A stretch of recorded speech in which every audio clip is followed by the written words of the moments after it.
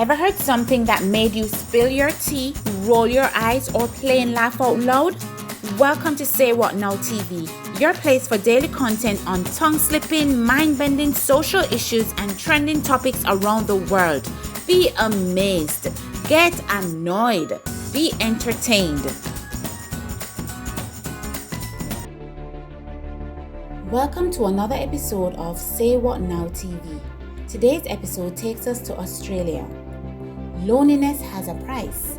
An estimated $2.7 billion is spent each year to combat health issues associated with loneliness since the start of the pandemic.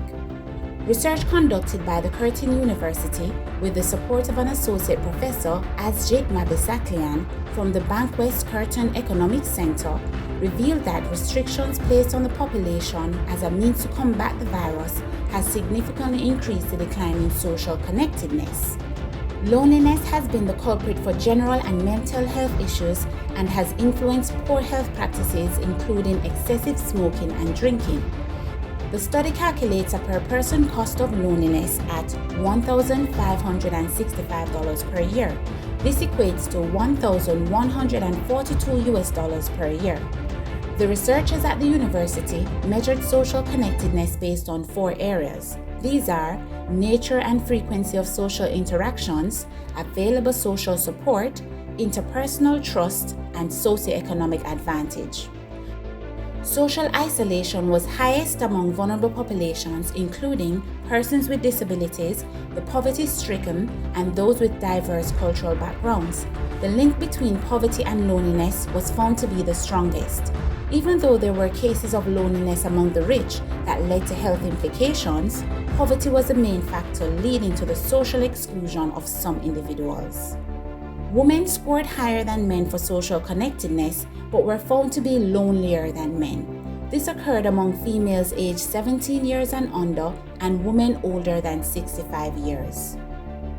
Mabisaklian states that the figure of $2.7 billion provides a strong economic case for investing in initiatives that mitigate loneliness in the society.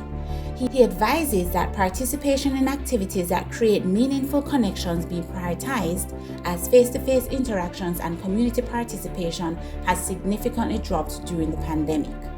Studies from the Australian National University concur with the findings of Curtin University, as research conducted indicated an all-time high of severe psychological distress in October 2021, despite the common perception that the worst of the pandemic was over.